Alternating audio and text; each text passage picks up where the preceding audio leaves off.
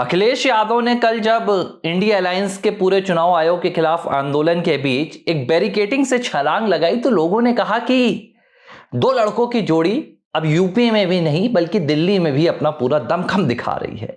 और इसे एक इंडिया अलायंस की मजबूती के तौर पर कुछ इंडिया अलायंस के समर्थित विश्लेषकों ने एक तस्वीर बनाकर पेश कर दी।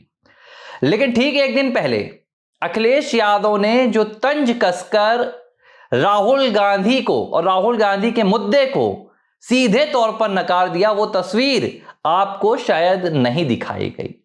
10 अगस्त का दिन था और अखिलेश यादव क्या करते हैं? अखिलेश यादव कहते हैं कि भाई कर्नाटक में जो वोट चोरी हुई है, कर्नाटक में तो कांग्रेस की सरकार थी।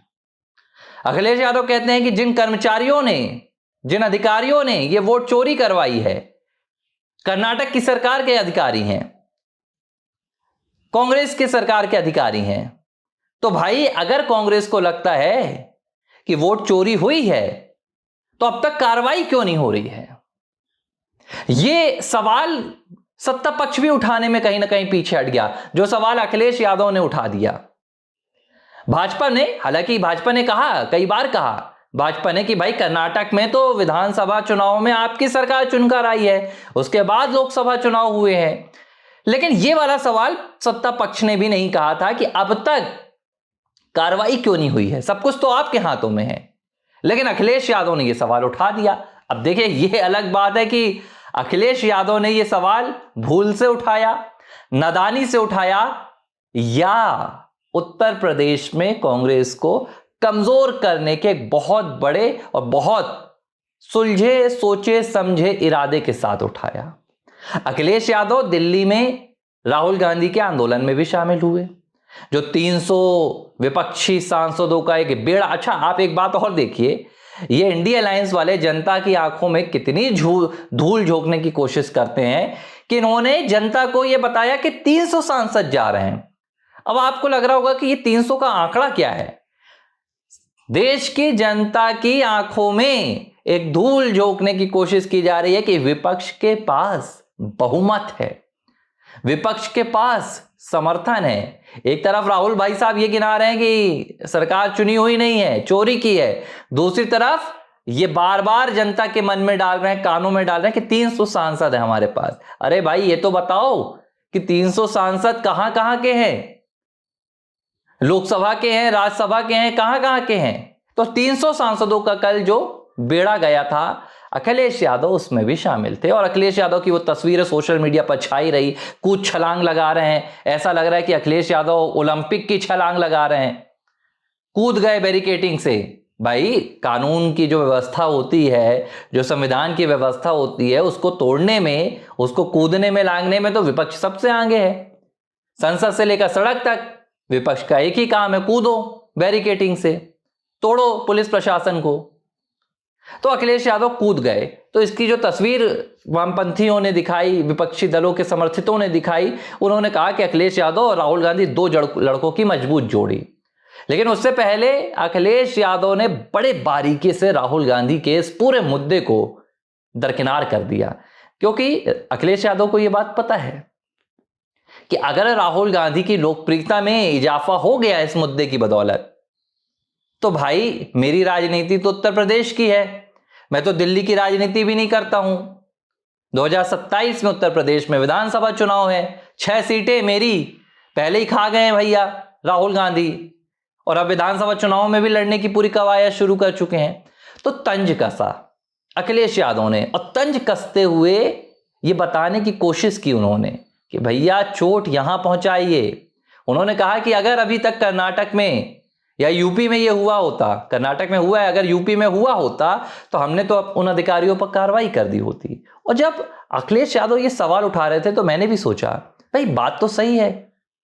राहुल गांधी, मुझे याद है कि 2018 में जब मध्य प्रदेश में कांग्रेस की सरकार बनी और कमलनाथ मुख्यमंत्री बने थे, तो एक वीडियो सामने आया था जिसमें राहुल गांधी कुछ व्यापारियों और व्यवसायियों के साथ बैठे हुए थे। तो कुछ व्यवसायियों ने कहा कि हम चाहते हैं कि भाई मध्य प्रदेश पे ऐसा हो जाए। तो तपाक से राहुल गांधी ने ऐसा अपना फोन उठाया, बोले अभी मैं लगाता हूं। उन्होंने फोन दबाया और उन्होंने बोला, हाँ कमल, यहां मैं कुछ व्यापारियों के साथ बैठा हूं, आ जाओ। या आपको कुछ मुझे आइडिया देना है, तो कमल एकदम हाँ हाँ हाँ हाँ हाँ बिल्कुल जी Rahul ji, I can hear you. कमल जो 75-76 साल के हैं, राहुल गांधी जी के पिताजी के साथ इन्होंने चुनावी शुरुआत की थी, 8 से 9 बार के सांसद रह चुके हैं कमल। उन कमलनाथ जी को राहुल क्या कह रहे थे? कमल। और आप देखिए कि राहुल गांधी ने एक राज्य के मुख्यमंत्री को जी तक लगाना वाजिब नहीं समझा। इस तरह राहुल गांधी इज्जत करते हैं अपने मुख्यमंत्रियों की। भाई अब है भी तो राजशाही परिवार से, राजा से बड़ा कोई होता है क्या? तो राहुल गांधी ने फोन लगाया था और कहा था कि ये आइडिया है, ये आप सुन लो। तो ये राहुल गांधी करते हैं। अब आप समझिए कि जब एक राज्य के मुख्यमंत्री को एक आइडिया सुनाने के लिए राहुल गांधी फोन कर सकते हैं, तो क्या सिद्धारमैया को इतने बड़े खुलासे के बाद राहुल गांधी ने यह तक नहीं कहा कि सिद्धारमैया, अब सिद्धारमैया की भी उम्र इतनी ही है, लेकिन फिर भी वह राहुल तो ऐसे ही कहते हैं, सिद्धा कहते होंगे, सिद्धा तुमने ये कार्रवाई अभी तक क्यों नहीं की, उन अधिकारियों को तुमने अभी तक क्यों नहीं पकड़ा? अब दो चीजें हैं भाई, या तो राहुल गांधी की जो पूरी झूठी कहानी है तो इसकी जरूरत नहीं पड़ी। एक सेकंड के लिए मान लेते हैं कि अगर राहुल गांधी की ये सच्ची कहानी है, तो राहुल गांधी को यह पता ही नहीं होगा कि चुनाव आयोग के भीतर राज्य में जब चुनाव होते हैं तो वो अधिकारी कर्मचारी होते किसके हैं? क्योंकि राहुल गांधी के मन में तो यह है कि चुनाव आयोग तो केंद्रीय संस्था के अंदर आता है, तो भाई केंद्र के कर्मचारी होते होंगे, दिल्ली के होते होंगे, या नरेंद्र मोदी दफ्तर के होते होंगे। राहुल गांधी की समझ के हिसाब से मैं बोल रहा हूं, जैसे उनकी समझ है उस हिसाब से उनको यही लगा होगा, इसलिए शायद राहुल गांधी ने नहीं कहा। क्योंकि भाई इन तीनों जो विकल्प हैं, इनमें से कोई एक विकल्प का चयन तो राहुल गांधी करते। आपको पता है कि चुनाव आयोग ने अगर धांधली की है, तो चुनाव आयोग के भाई जो हमारे ज्ञानेश कुमार जी हैं, वो तो आकर यहां से धांधली नहीं कर गए, कर्मचारियों ने की होगी, अधिकारियों ने की होगी। तो इतना बड़ा आपने सबूत तो पेश कर दिया, आपने एटम बॉम्ब तो फोड़ दिया, लेकिन ये एटम बॉम्ब बनाया किसने, ये भी तो पता कीजिए। आपकी सरकार जो कर्नाटक की है, एटम बॉम्ब तो वहां से बना ना राहुल गांधी साहब। जो वोटर्स की सूची बनी, जो दिल्ली तक जाती है चुनाव आयोग के दफ्तर में, वो बनके कहां से गई?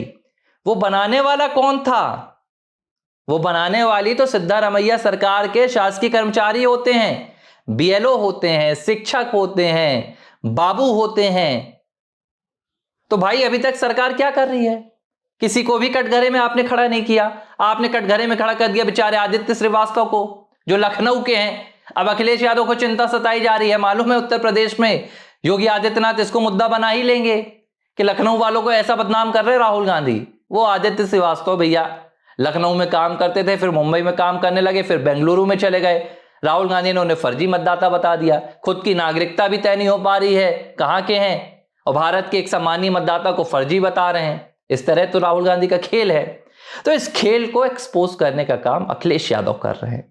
अखिलेश यादव ने इशारों में मीडिया के सामने कह दिया कि अगर हमारी सरकार होती, उत्तर प्रदेश में ये हुआ होता, तो हमने अब तक कार्रवाई कर ली होती। तो राहुल गांधी पर भी सवाल उठ गया ना कि राहुल गांधी क्यों नहीं कर रहे हैं। तो देखिए, अब विपक्ष जो है वो अपने अपने निजी हितों के लिए एक हो तो जाता है, क्योंकि सबके हित के आड़े आ रहे हैं नरेंद्र दामोदर दास मोदी, जिनके लिए जनता का हित सर्वोपरि है। भाई नरेंद्र मोदी दिल्ली में है तो राहुल गांधी के हित नहीं पूरे हो पा रहे हैं, जॉर्ज सोरोस के हित पूरे नहीं हो पा रहे हैं, डोनाल्ड ट्रंप के हित पूरे नहीं हो पा रहे हैं, आसिम मुनीर के हित पूरे नहीं हो पा रहे हैं। अब योगी आदित्यनाथ यूपी में है तो अखिलेश के हित पूरे नहीं हो पा रहे हैं। इस तरह से तमाम विपक्षी जो नेता हैं उनके हित पूरे नहीं हो पा रहे, तो सब एक हित को लेकर कल चल गए आंदोलन करने।